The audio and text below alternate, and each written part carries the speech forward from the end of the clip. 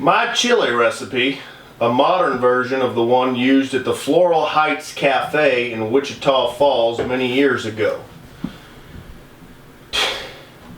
2 to 5 pounds of not very lean meat, maybe ground, coarsely, chopped, cubed, or a combination of textures. Maybe beef, pork, lamb, mutton, or venison. Because chili is all about the spices, not the meat. And a certain amount of grease is necessary for the spices to work properly, so that if using lean game, you would have to add some fat to the meat. A few things required. 1 large onion, 2 smaller onions. Can be white or yellow, but cannot be purple. Mine are yellow.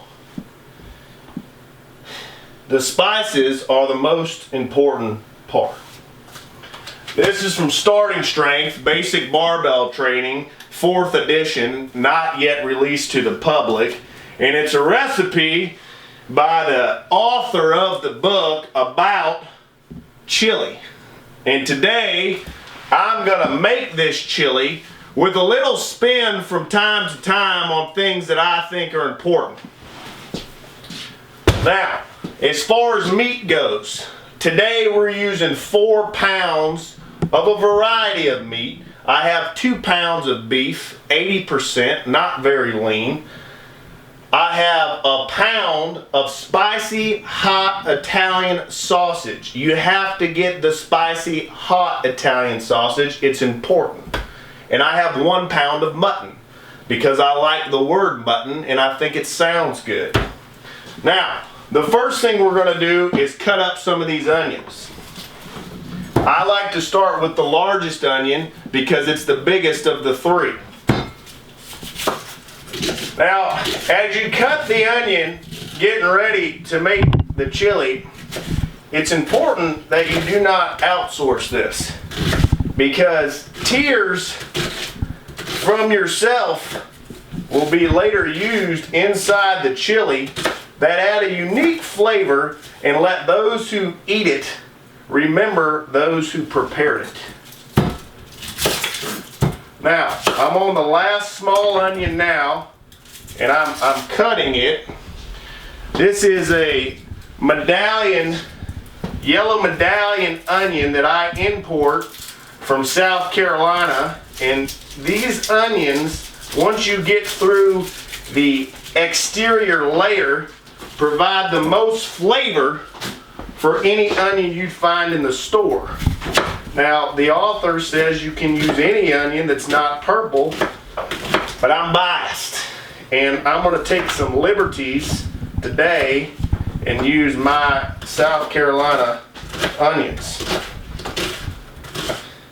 The tears continue to form within my eyeballs, reminding me that I am almost done cutting up my onion.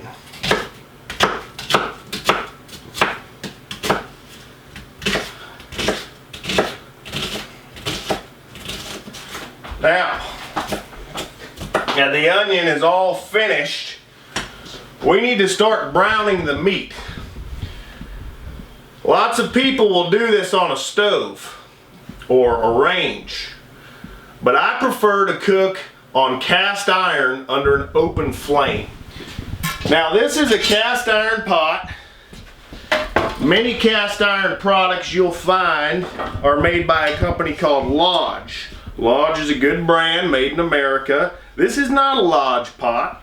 This pot my uncle gave me from South Carolina, and he shipped it to me.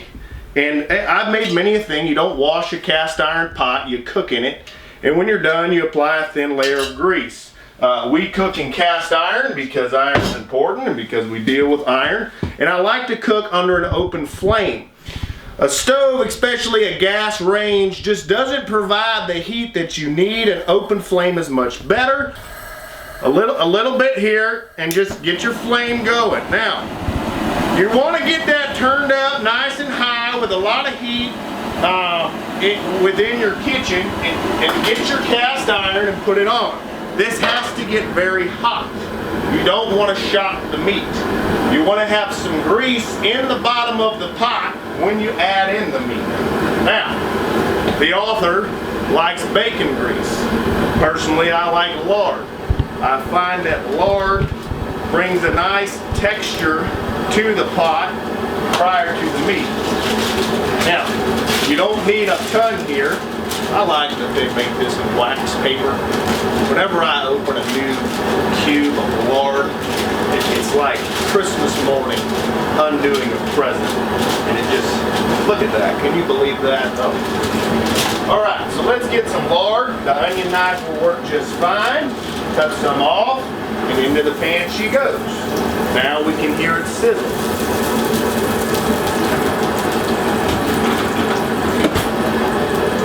And we're just going to get this lard nice and hot. Just take the edge off the pan, work it up onto the sides, because anywhere that this meat touches, we want it to have a layer of grease already there. Now that the lard is nice and hot, doesn't matter which meat first, I'm going to start with the beef, and we're just going to throw it down in there and begin to brown it. We have a perfectly hygienic kitchen here. If any meat falls on the floor, just add it back on.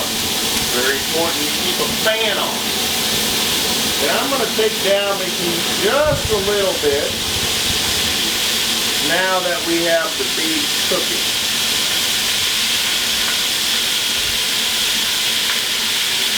And now that the beef is in, we're going to add the mutton. Mutton doesn't tear apart quite as nicely, but it adds good flavor and complements the beef. And lastly, the hot Italian sausage. Put into the pot, and your olfactories are starting to wake up as the hot Italian sausage hits the beef mixed with the mutton, all with the lard, and begins to cook. Now, at this point, we're just going to move the beef around, but we don't need to stir this or do much with it. We're going to thoroughly mix the meat, and then we're just going to let it be, put a lid on, and let that liquefy for the next 15 minutes or so. Now, as this meat cooks, we're going to talk about the rest of the things that go into the chili. You'll notice there are no other things out here. There's no beans, there's no tomatoes, there's no paste, there's no bell peppers. No, this is chili. It's meat, and it's onion, and it's spices. Now, for spices, I like chili powder. But you'll notice that my chili powder is not branded by some company that you find in the grocery store underneath the chili powder. No, I like to go to the spice section. I usually go to a Hispanic food store and find the chili powder. This is sweet chili powder. The next thing we have here is ground cumin. Same thing. I buy it in the aisle there where the spices are broken up. It tends to be more fresh, have better flavor than in a jar. And while the author calls for oregano, I like to use Mayor Jam. It's very similar. It's got a nice smell to it, and I prefer it to oregano, as oregano tends to dry out. A jar of garlic is required. It's a lot of work to cut up cloves. I prefer minced in a jar, just as you see here. Salt, and we'll get to this as time goes on. So we're going to check on our meat here. It's cooking along nicely, turning different colors. The lard has dissipated, and there's a decent amount of grease forming, which is important to absorb the seasonings later as we continue to cook down the meat. Okay, so after about 15 minutes have transpired, we'll check the meat. We have a nice brown broth. The meat has all been cooked, and I have pre-boiled a kettle of water that I'm going to add to the meat. I do not want the water to shock the meat or slow down my cooking process. So I have pre-boiled water that I will add until it covers the meat by about 1 inch in depth. I add the water and put it back, the lid back on. Now, I did not even lose my boil due to the fact that I pre-boiled my water. At this time, I will now add the onions into the pot. With the water raging at a nice boil, I'll bring over the onions and drop them into the mix along with the beef, the mutton, and the spicy Italian sausage. Now, once the onions are in, before I stir, I grab my jar of minced garlic, and 2 tablespoons should be sufficient that I will add into the mix. Don't measure too appropriately, just get the garlic in there. Now, a quick stir of the pot. Let the ingredients mix all together. And replace the lid of your cast iron pot and put it back on. Now, at this point, we have put in all of the ingredients save the most important. Remember, chili is not about beans. It's not about meat. It's not about corn. Chili is about spices. And next we will put in spices. Now, after about 2 hours have transpired and all of the food has cooked down into a nice broth, we're going to add the spices. Now, if you've never cooked chili like this, you're probably scared for the amount of chili powder that I intend to use. The author calls for 8 ounces per 4 pounds of meat. I call for 2/3 a bag. Just dump it all in. It doesn't need to get real specific and precise. It's just important that you get plenty of chili powder into what you're cooking. Now, that was probably 8 or 10 ounces. Tough to say exactly, and as I work it in, I will now add my cumin. Cumin we want about 4 ounces, seems to be about half. Open it up, and in she goes.